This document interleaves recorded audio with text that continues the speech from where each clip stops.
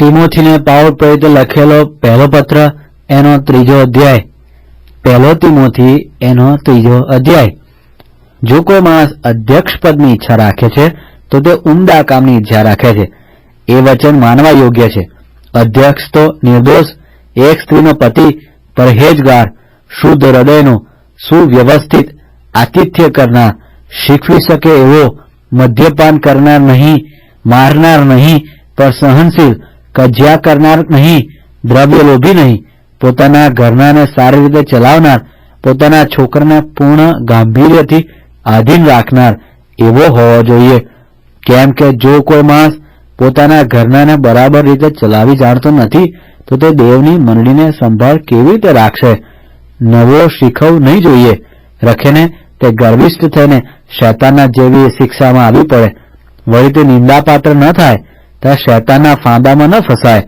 માટે બહારના માણસોમાં એની શાખ સારી હોવાની જરૂર છે, એ જ પ્રમાણે સેવકો પણ ગંભીર, એકવચની, પીનાર નહીં, નીચ લાભના લોભી નહીં, વિશ્વાસી, ધર્મનો મર્મ શુદ્ધ અંતઃકરણથી માનનાર હોવા જોઈએ।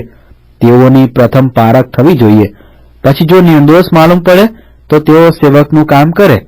એ પ્રમાણે સેવિકાઓ ગંભીર, નિંદાખોર નહીં, પરહેજગાર અને સર્વ વાતે વિશ્વાસુ હોવી જોઈએ।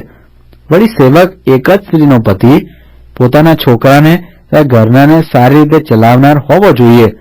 કેમ કે જેઓએ સેવકનું કામ સારી રીતે કર્યું હોય તેઓ સારી પદવી સંપાદન કરે છે તથા ખ્રિસ્ત ઈસુ પરના વિશ્વાસમાં ઘણા હિંમતવાન થાય છે। જો કે હું તારી પાસે વહેલો આવવાની આશા રાખું છું તો પણ હું તને આ વાતો લખું છું કે જેથી જો મને આવતા વાર લાગે તો માણસોએ દેવના ઘરમાં આવતા કેવી રીતે વર્તવું એ તારા જાણવામાં આવે।